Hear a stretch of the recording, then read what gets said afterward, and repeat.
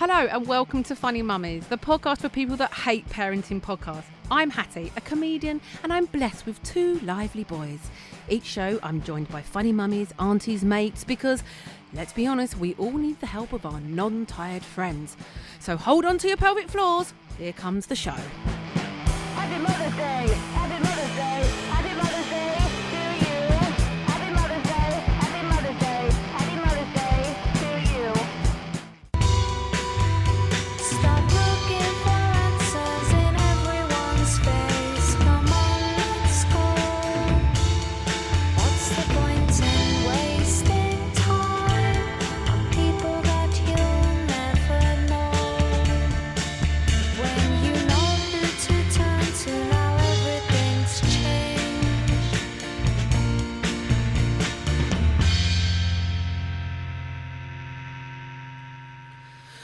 Oh, a bit of lovely broadcast there. Come on, let's go. And let's go with the Funny Mummy Show. Welcome to the Funny Mummy Show for the other woman in association with Screaming with Laughter. There's all the admin. A little bit more admin. Each month, I ask some of my very funny parent friends and to come on and we have a laugh and figure out our way through this journey of parenting. So, in case you're new to the show, I'm Hatty Ashdown. I'm parent of two very lively boys. One's 7.5 months, one's 3.5 years. And I'm a lover of red wine and cheesecake, which is now mostly eaten in secret behind a microwave door or cupboard or something. Because if you don't have kids, basically they just want to eat everything you're eating. Today I'm joined by just one funny mummy, although I'm sure our doctor is also funny. I just realised she's in the room. So I have a panel of like funny comedian mums on, but we're going for quality rather than quantity today, aren't we, Taylor? I'll bring you on in a minute. But also because it's half term and no one's available. No, I'm joking. So we've got, before I get to, in case you've tuned in because of this, don't worry, it's coming. We've got a specialist on today. We're talking about child development and particularly the area of tantrums and emotional outbursts, that kind of area. So we've got Jennifer Wills, so that's exciting. But me and Taylor are just gonna have a catch up. Oh, I've already said her name. I can't do my sort of fun intro. Oh, you can always backtrack and do an intro. Yeah, Hattie. today. Always. So she's a regular to the show and broadcasting. She's a stand-up and writer, a resident MC for the famous Screaming with Laughter, co-host of the very successful Drunk Women Solving Crime, mother to one, Taylor Glenn. Woo! Hello. It's just me and you to clap What each an other. intro. You make me sound so good. Oh, you are good. I'm sure the truth will come out as we speak. Already. She's there. So we've got a lot to get through today, but yes.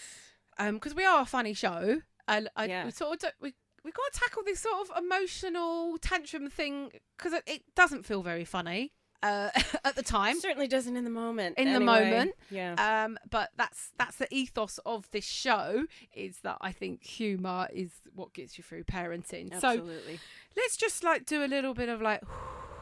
First of all, so we like to do a section on here called Sorted or Sod It. Right. So it can be something that you've sorted, really little, that you've maybe been putting off, from remembering to take a carrier bag to the shops.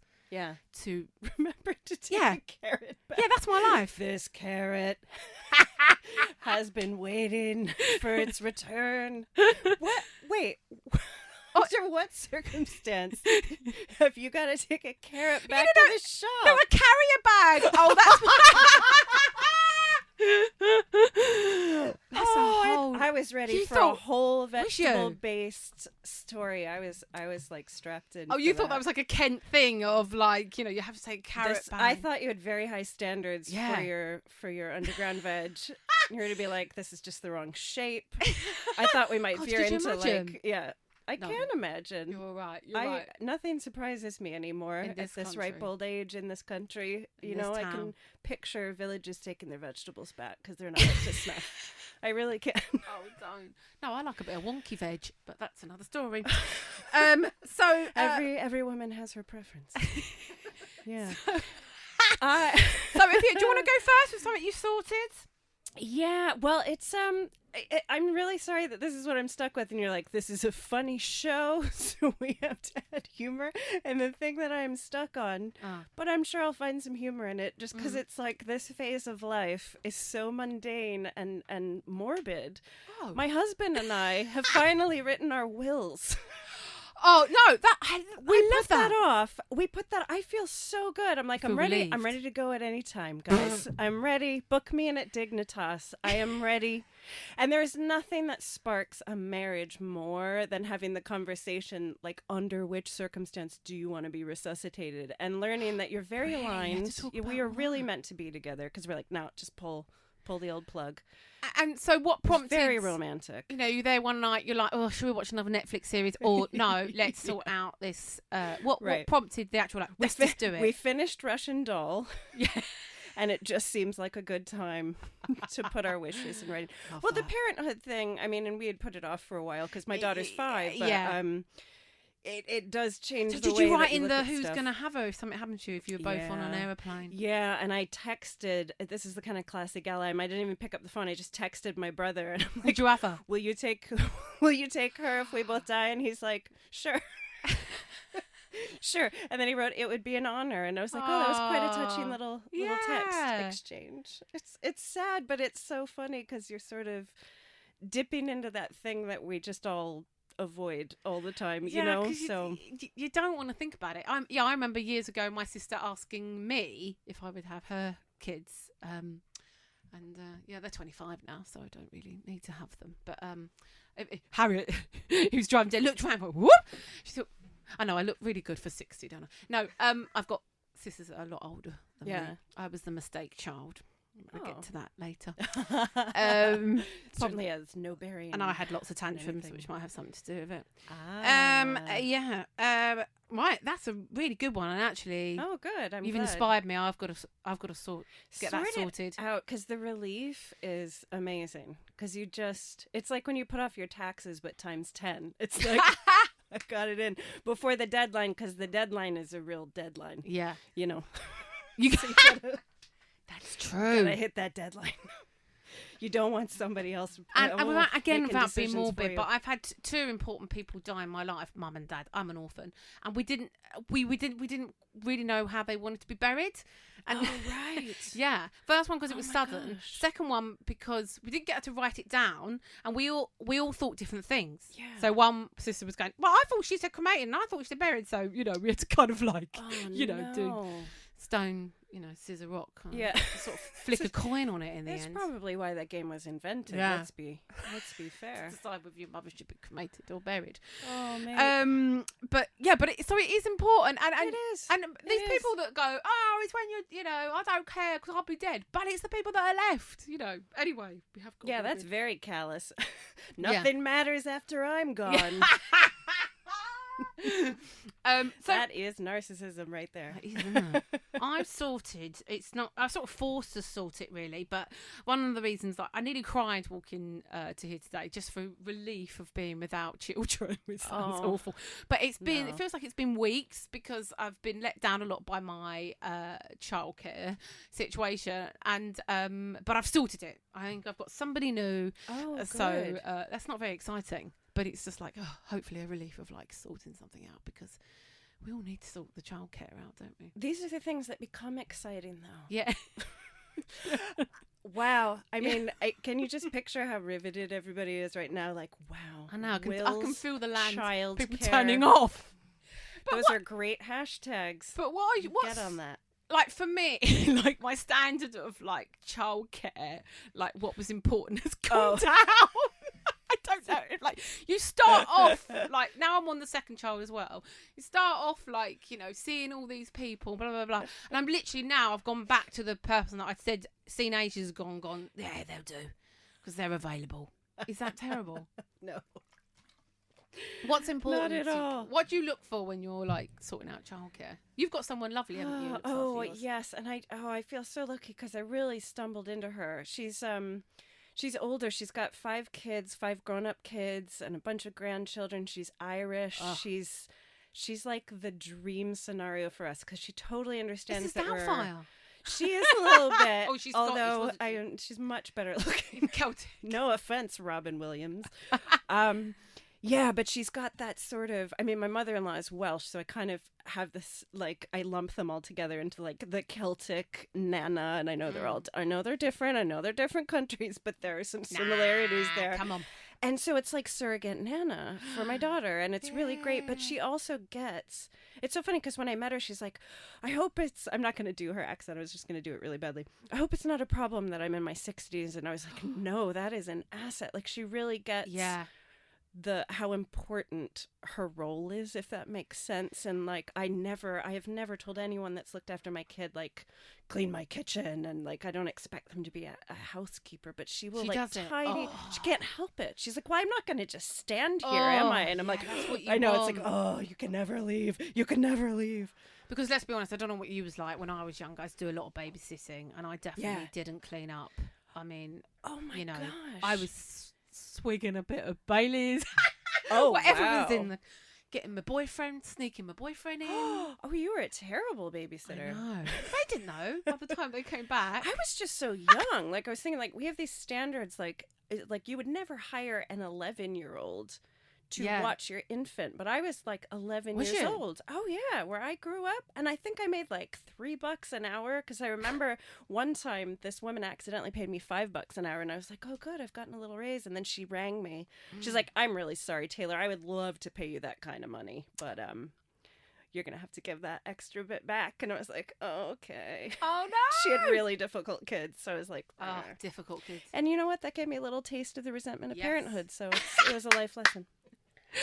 But there's honestly, and people are controversial about whether a childminder or a nanny or a nursery, and childminders do get slack. And I've seen both sides. We had a wonderful childminder. Yeah. She had to let our child go probably because of the tantrums. She never said that, but she said she just wanted to reduce her children, but. But interesting that you picked mine. Yeah, exactly. And what was I saying? That's good. Sorry, I interrupted. That's no. But I have one of my funny stories. Is another friend had before she went with somebody. This last one who's brilliant. Because I said, "Oh, have our one. She's brilliant." She was with this woman she rang up. She said, "I'm running a bit late. Is that all right to pick her son up?" And she was like. Okay, if you bring me some fruit. So she had to bring like a basket of fruit. Like there's some cranky childminders, but there's also some very good ones. So yes, but that's just a great line for any situation. Yeah, like I'm really sorry about that. Well, it's fine if you bring me some fruit. I'm just gonna start saying that. Yeah. I think let's have a songly longly long. That's otherwise known as a track, and then we will bring on Jennifer. And we'll get rolling off these questions and conundrums because I could battle on. I've not told the perm story again, but maybe it'll come out through this show. Right, let's play. Are we playing your song? Do you want to introduce it? And we won't play the whole song because it is quite long. I'm sorry. Yeah, it's called Simple Fix. It's by one of my favorite artists, Amy Mann. And it's on her most recent album called Mental Illness. Is there any reason? I was going to say, is there any reason you've chose this song? Well, we shall see. You're listening to the Funny Mummy show. After this, we'll be talking to Jennifer Wills.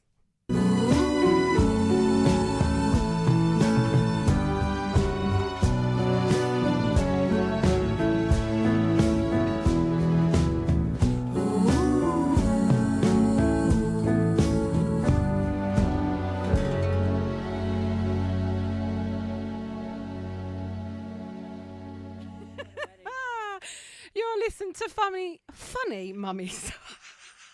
My went a bit funny. My accent today is just. Anyway, you're listening to Funny Mummies on the Culture Channel on Soho Radio for the Other Woman Show, and it's me, Hatty Ashdown, and Taylor again. And now we're joined by child psychologist Jennifer Wills. Welcome, Jennifer. We're going to try and be sensible now. We've got a doctor in the house. She's got a turtleneck on and everything. We both sat up a little bit straighter, didn't we? Posture. Oh, hello. I'm self-aware. Hello. I've got the sort of bad posture feeding a baby thing at the moment, so it's nice not to have the maternity bra on. Anyway, just me laughing at that. Great. So, Jennifer. Okay, I know, obviously, but tell us a little bit about your background and yourself. Okay, so my name's Jen. Officially I'm a child and educational psychologist. What that really means in practice is that I am kind of expert in child development, but I use that knowledge and look at the relationship between the child themselves and the context that they're in, whether that's home or school, biological issues, medical issues and things like that. And I look at that relationship to try and help sort out or understand what's going on, whether that's something really big like anxiety or depression or learning difficulties, or something that we'd call kind of more regular, which is just things like eating, not sleeping well, having tantrums, which is So what I'm here you today. work with families one-to-one, don't you? Did you used to work in a school, didn't you? I do all sorts. So all I sorts. still work in schools. Sometimes I work with families one-to-one. Sometimes I work with families through schools. Right. Any combination, really. Yes, because we went to our school, so maybe that sort of thing you would do. They would advise you to talk to if a family is that sort of thing. Yeah, absolutely. Yeah. And often if a child's having an issue kind of at school, it's really helpful to speak to the parents, or if a child's having an issue at home, sometimes it's quite helpful to get school involved, because they're all important influences in a child's day. And actually once they're at nursery, once they're at school, that's a big chunk of their waking hours. So it's really important to consider all contexts, I suppose. Well, that sort of leads. I think me and Taylor are both like, I want to go first, but that leads me. Yeah. Where do you live in London, and Yeah. when can you move in with me? When can you come and live with us for a week? I'd be a great show, wouldn't it? Yeah, no one's ever done that Let's before. do it, No, because then I get a never. week away from my child, so no Wish problem. I had the money. Not that you're expensive. You've not even said your price. There's a bit of feedback on Yeah. Jennifer's mic, I think. Don't know if is it just me. Anyway, okay, so we'll go from there, because now my child, particularly we'll talk about, because the 7 month and a half, I don't know how he's going to be. I'm praying that he's going to be the chilled out one. So far, it doesn't look like that. He's a boy and he's 3.5, and he's at preschool. So funny enough, we've been having outburst stuff, and we went. So where we're at the moment is we had one particular weekend where we just had 2 humongous meltdowns on the Saturday and the Sunday, and I think it's when like your partner's just going. He just went, I can't do this, and my husband's really placid, really patient, Right. and he was just like, there's something wrong with him. There's got to be something wrong with him. Like, how can he be a normal adult? Like, how can he grow into a normal adult? Because this is like, and at that point we'd had a few health workers, because you go to the baby clinic, and like while I'm there getting the baby weighed, I talk about, because it's like obviously Freudian slip, the blaming clinic. blaming I like that. I visit that a lot. and so they've been ran and assessed, but they kind of like just like they were good, but they sort of just gave us a few tips, and they one of the things was if you're out and about, so we were at the shops, classic, and they're having a tantrum, try and find somewhere to have time out, like, because when you're at home, this is what we've been told, we have it in his bedroom, but we don't want it to be a punishing thing. We're like, right, just go to your bedroom and come to, but it's been out and about, which is really hard, and they said to try and find somewhere. Oh well, anyway, trying to find somewhere, and everyone's looking at you, and they just he's failing, and he's absolutely foaming. I mean, proper foaming at the mouth, like inconsolable, and then oh god, there's so much I could say. So that's where we're at, and then we went to the school, and that was I don't know where else to go, and so we. To be honest, they came round, did a home visit. I think she was like, I don't even know what her title was, like family liaison type officer from school. Yeah. She was great, but she just sort of said she wanted me to do a mindfulness course. And she just kind of said like, she just sort of said like some courses she wants me to do, which is fine. But I think she was impressed, because when she did come round, it was kind of quite good, because he had a massive meltdown because I asked him to put his shoes away, and just decided, no, I don't want to. And that's the only one little job. Like, when he comes in, hang his coat up and put his shoes away. And it went on. It was one of those, And but he managed to calm himself down. And she was like, oh, I'm impressed that he managed to calm himself down. But it was after 20 minutes. But I don't know where I'm going, Jen. I just could keep giving you situations. But Would to it, fast forward, yeah, go on. I was going to say, would it help if I kind of introduce 3 different categories of tantrums? Yeah, and please then do. that might Yes. structure our discussion a little bit. Please do. So I the need first, help. I was like I was in a therapy session then. so they all the types of tantrums look quite similar, Yeah. but they can maybe come from slightly different places. So the first is probably the most straightforward, which is just that kind of learned behaviour when a child, usually a young child, has figured out that if they cause a massive fuss, eventually you'll give in, and that's one sort of tantrum. There's the other sort, which is much more of a developmental thing, which is usually when two areas of their development get out of whack a little bit. So maybe their language skills are lagging behind their thinking skills a little bit, and they get really frustrated. Or there's 2 areas, you know, they understand something in one way, but it doesn't quite make sense, and that's just, I always call that like an existential crisis, where they're just genuinely completely on the floor with it, and they're just overwhelmed with emotion. And the third type, I suppose I was thinking about what you were just describing to me with your son, Yeah. which is more along the lines of they don't really want to do something. Yeah. It's more that something is lacking. For example, you get to an age where children really want to have a bit of control over their lives, and maybe the structure of their day, they're at school or something, they don't get enough of those needs met elsewhere, so they start looking at really small, little, simple requests where you're like, can you put your shoes away? And they're like, this is my opportunity to just get some of that power that I need. Do you see what I mean? So the 3 things, although they look quite similar, they come from different places, and therefore you can kind of use slightly different strategies or contexts to help minimise the tantrums in that area.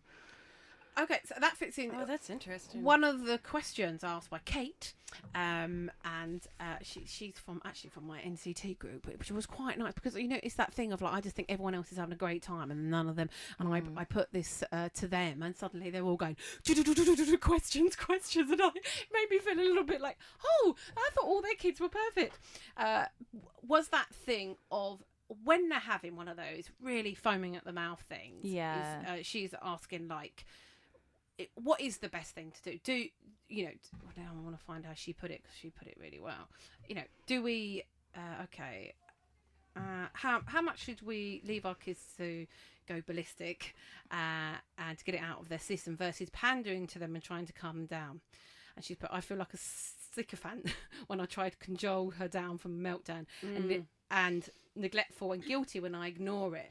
I mean, I feel like a psychopath sometimes when he's just going mad. And I'm like, I'm just ignoring. I'm just Yeah. sitting here. And especially if you're out, you just think you're neglecting them, or I don't know. Yeah.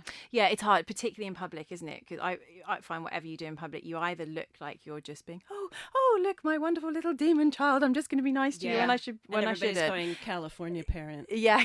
Yeah. Or the other way is you're ignoring them and you think that everyone's going, why aren't you parenting your child? Yeah. So I suppose the answer to the question is, how much should you pander to them versus just let them get on with it? I think it depends where you think the tantrum's coming from. So if they're furious because you've said no to something, or you won't let them do something, just let them get on with it. You can be sympathetic, but if you pander to that and you say, oh, actually, you're going to have a big meltdown because I said no to those crisps. Oh, I'll just give you the crisps. It's fine, do that. Do whatever makes your day easier. But that will probably increase the likelihood of them having more tantrums. Whereas if they're just generally really upset, my daughter got really upset about something the other day. That was just, I don't know, she wanted something to happen and it was physically impossible, and she just got really overwhelmed and was really upset. Like, that's the kind, I know, what she wanted to do was try my head on, and sorry babe. Wow. I mean, that's a classic case of like her thinking skills not quite being up to scratch there. I love her surreal. That is amazing. Yeah, and with that, I felt really sorry for her because she was genuinely devastated. So that is more, you're sympathetic, you kind of name. Imagine if you'd given in on that. Oh, well, one. I know, I tried, just sawing at my neck with a bread knife. But with that, it's more about, okay, look, you're really upset, I get it. Okay, you're really unhappy that this can't happen, and you're just naming their emotions. I wouldn't say that's pandering or cajoling exactly, but you're basically helping them like feel seen, you're helping them feel heard, but without kind of being able to give in or something. See, even the phrasing of that fascinates me, like What's the that? word pandering. Yeah. Because this is what I feel about a lot. And my daughter's older, so I mentioned she's 5, and That's it. it's so we're in a very different phase. We're not talking about toddler tantrums, and she used to have lots of number 2s, where she would just get so frustrated that I think it was just born of frustration. She's very low threshold for frustration. Where does she get that? I don't know. This is the thing. I tweeted this the other day because I was like, oh, this is the rub of it all. Like, every time I describe the thing she does that frustrates me, I'm describing myself. And like, I feel like the thing they never Yes. tell you about Yes. parenthood is that you're going to end up raising yourself, and it turns out you're a bit of a pain in the ass. So just coming. phase that people say, they go, you get what you deserve, or something like. Or something Oh, like that, that's don't they? just Horrible, a isn't mean it? thing to say. But I realize that I have a battle because I think my parents were just a little bit more old school, and certainly, my grandparents were very old school, and emotions were a disciplinary issue. Right. And if your Okay. children were suppressing their emotions, that was kind of like, you're doing a good job. Oh, Do you know what I right. mean? I know I mean, that exactly, sounds yeah. really harsh because my parents were super loving and supportive, so I don't want to portray them in this really harsh way. But even now, when I see them around my child, because she is so emotional and expresses herself about every little thing, not that she's not the kind of person that lets stuff slide. I can see them just tensing up and being like, they've actually said the words like, well, you guys never did this. And I don't know if they've just blocked that out because I've already learned that that's what you do as a parent. But I feel this battle in my head when my daughter's acting out between, is this my failure as a parent because I'm not disciplining her? And I know in my heart that's not right because I have no problem with discipline.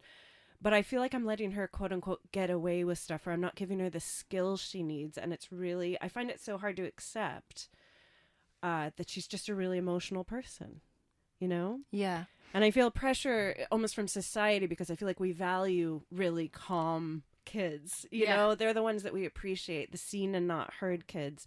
And it is hard to have the one that is really loud in public. And I've cried in public so many times. I have probably cried as much as she has, just at the frustration of it myself. So, Yeah. wow, this does feel like a therapy No, session. it does, doesn't it? It's so hard.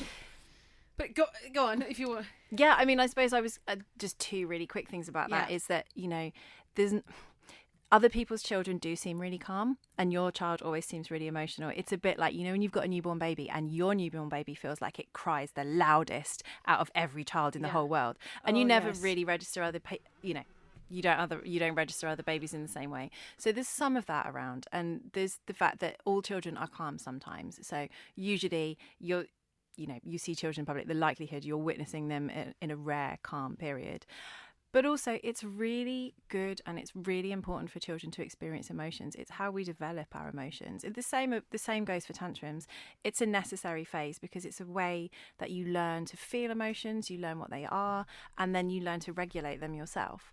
So actually, if you say children that are just encouraged to hide their emotions or to suppress them or to not show them, that hey, yeah, it's convenient, but it's not necessarily healthy. So you can tell yourself that every time you and your daughter are crying on each other in public, you're like, at least she's developing a healthy sense. But it's really true. You have to feel these things in order to understand them. That's the thing. I mean, we spoke on the phone, Jennifer, and we obviously the best way to if they're having a real meltdown is obviously not to shout back.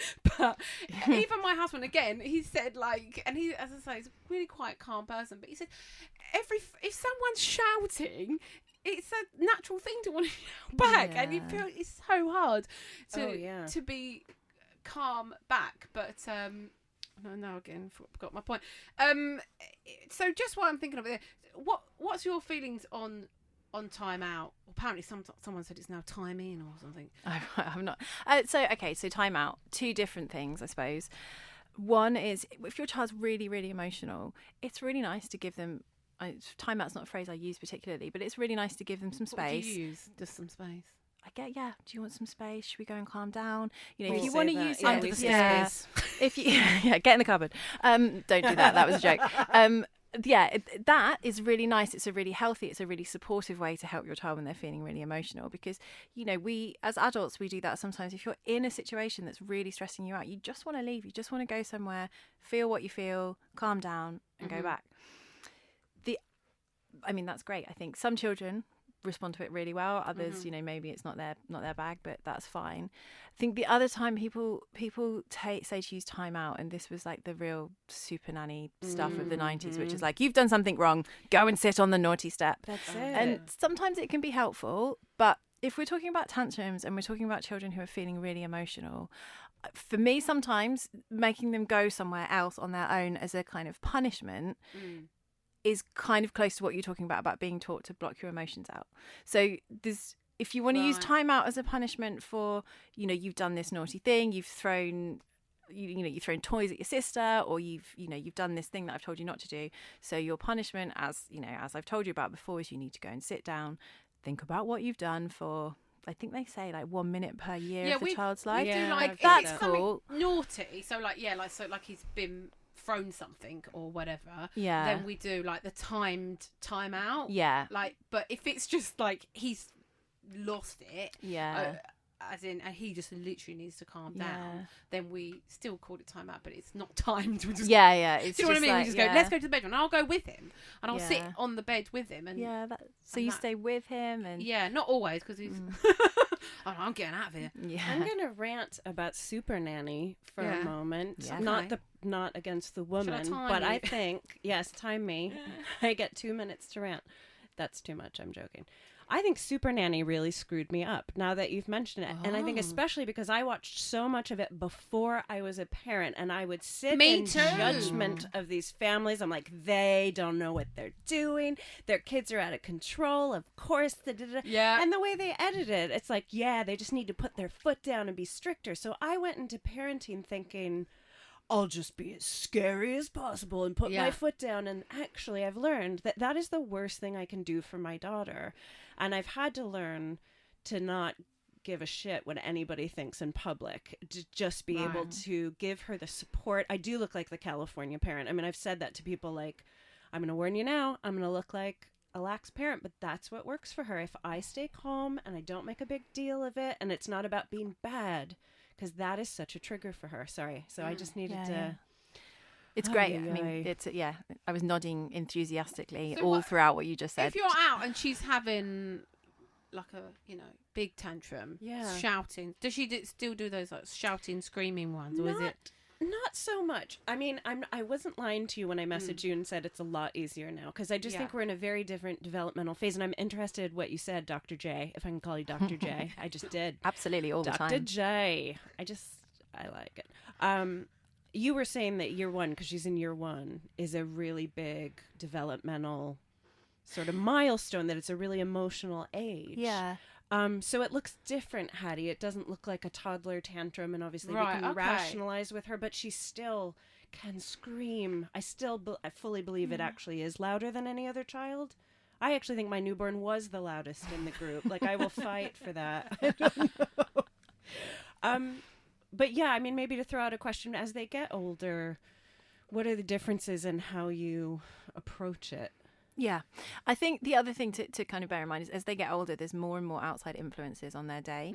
So one of the reasons, when you were talking about your daughter earlier, which I think we were off air, but you mentioned a few things about her emotionally, and I kind of thought to myself, I bet she's in year one, because I meet so many parents with exactly the same issues at the moment, and I think there's a couple of reasons. Isn't it, Taylor? That is so comforting, because I swear at drop off everybody just looks so perfect. Yeah, they do, don't they? But yeah, it's hard. I think for a start, year one in particular it's a real change in the school day. They go from like the slightly more relaxed, informal, free flowing reception to, in most schools, year one is a lot more formal. Oh, yeah, it's a big shock. Yeah, it's more structured. It's more, so therefore some children, particularly sensitive ones, really feel that. They feel the pressure in a way that they haven't done before.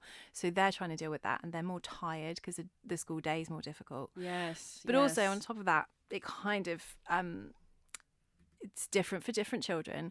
But around that age, a lot of children suddenly get a much kind of greater depth in their emotional feeling almost. So all of a sudden there's a lot more emotions that are available to them, if you know what I mean. They get more complex, they get more sophisticated. And sometimes at kind of 5.5 or 6, they're feeling them, but they don't understand them yet. Actually, just like our 2 and 3-year-olds who are feeling things like frustration, but they don't yet understand what frustration is. Right, it's a similar thing for you. He's just started to say, like, oh, I felt angry then, you know. Yeah. So but again, that's because I said it to him, because one thing my husband said, he goes, he doesn't understand. And I'm like, I think he understands more than we realise. Like, so he was like, I was sad. And then Alex is like, well, he's not sad. He was just angry. So then, yeah. But one of the things we still struggle. So he's been having less outbursts. Touch all the wood. Literally, it was like not long before I booked you on. I was like, he's calmed down a bit. You are that good. You're that good. Just book her and everything gets better. Yeah, you don't even have to enter your house. And it was like, you know, he's still having outbursts, but it just feels like.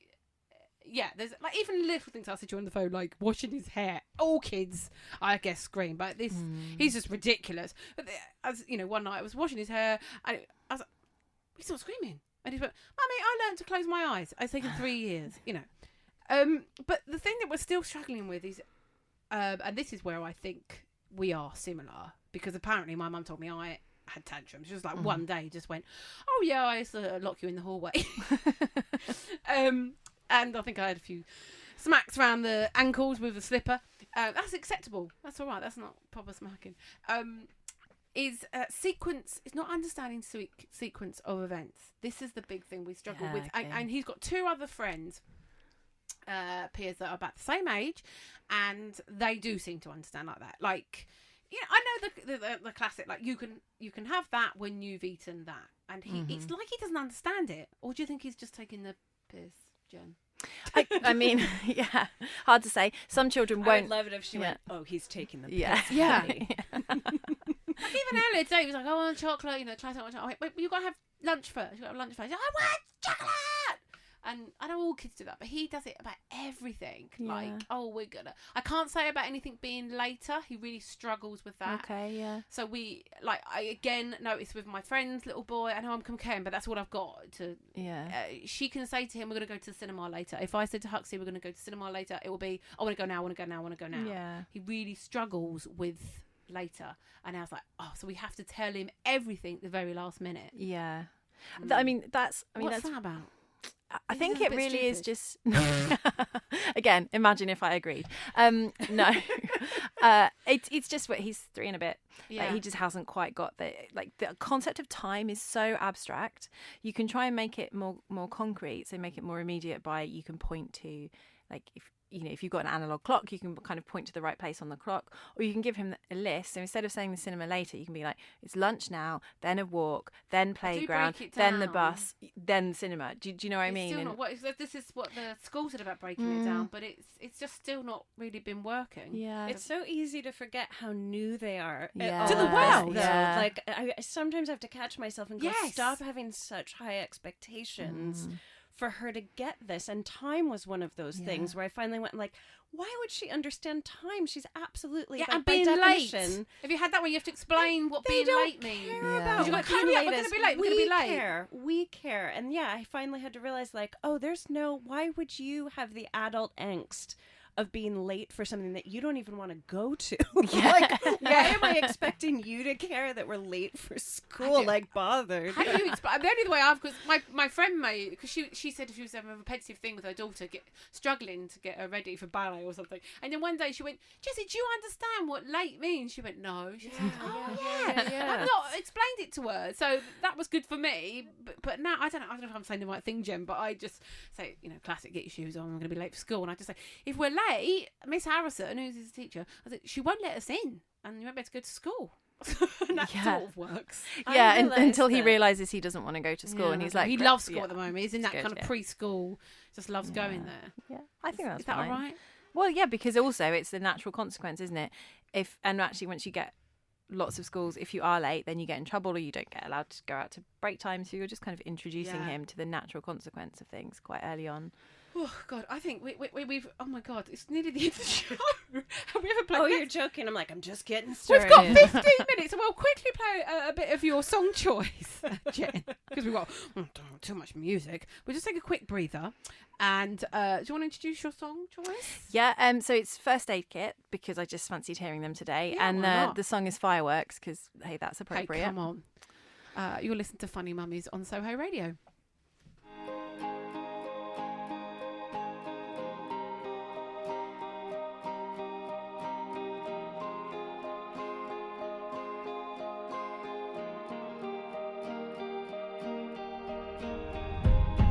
I could have sworn I saw fireworks from your house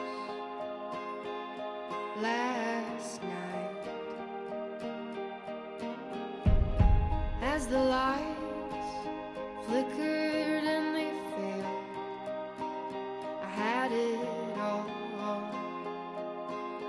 figured out. You're listening to the Funny Mummies on Soho Radio, and there's a little bit of something else for you, a little treat. It's 10 to 4, so we've got to finish at 4. So we've got Dr. Jen in, talking about emotional kids' needs. So I've been really bad at reading out a lot of our questions, but actually I think we've covered a lot of them. But I wanted this one, which was a bit less deep than what we've been talking about, because I feel we've gone quite deep. And this is from Charlotte Bradley, and she said, my youngest hates the school run, doesn't want to go in a buggy, can't walk all the way, can't use a scooter yet, she's 2, but won't go on any other form of transport. We are always late due to multiple tantrums. I can no longer carry her because she's enormous. Any tips for making it more bearable? And I've heard this a few times. Where I'm quite lucky. I haven't had this with the buggy thing. All my kids, I think, been lazy. Yes, get in the buggy, please. Yeah. So, I mean, obviously, I don't know the specifics of that particular situation, but most of the refusal type tantrums tend to be that, like, I just don't want to do it. I'm going to cause a fuss, and then hopefully you'll come up with a compromise that suits me, is essentially where they're coming from. Is it a control thing again? Yeah, it can be a control thing. So what I would normally recommend with that, or what I do with my own child, is offer them, make sure that they've got plenty of times when they can walk and they don't have to go in the buggy. Right. The person who texted in mentioned the school run, so I'm assuming she's taking older children She's got to older school. children, yeah. So it's like, okay, buggy on the way there, on the way back we can walk. So and that's again, good. So it's like, if you get in the buggy now, then you can walk on the way home. Those kind of things. The other, I suppose, it can be difficult, but I would say if you can manage to like shift your morning routine earlier for a couple of days, so that you start leaving the house earlier, so you've got like 10 minutes. So the preparation thing of saying in 10 minutes we're going to get in the buggy. We're going to do that. Yeah, we're going to get in the buggy, and also like we're not leaving the house until you're in the buggy. So to give herself a little bit of leeway, she needs to start that probably earlier, so she's got at least 15 minutes of toddler standoff time. But actually, even just 2. They're such little jerks, aren't they? Yeah. Why? Because we're all jerks. That's how. It's true. It's true. You know, my sister said to me the other day, she said, I do think it's good that I don't know if my girls are going to have kids. I think it's been good for them to watch you and the boys. And I'm like, oh, thanks very much. I thought I was showing it's a breeze.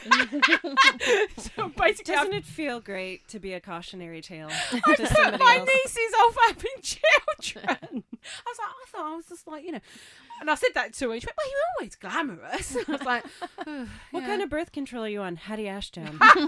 just come and spend a couple of days with me. 99% effective. Oh, they are. They're all dictators, aren't they? And another D word. It is. It's like having your drunk, belligerent uncle at Christmas all year round, and he's really short, Yeah. but like freakishly strong. Yes. That's what kids are. And what would you? This is a good time to mention. So, the thing that yesterday I had that classic, like standing in the park, pushing him on the swing. I think I looked like a dead woman, and I could see this other mum looking at me really sympathetically, but I was in that mood where I was like, I don't want your sympathy. And so she was trying to catch my gaze to sort of say, it's okay. And I was like trying to avoid her.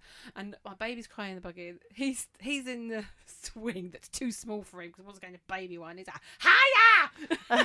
And I'm just like pushing him.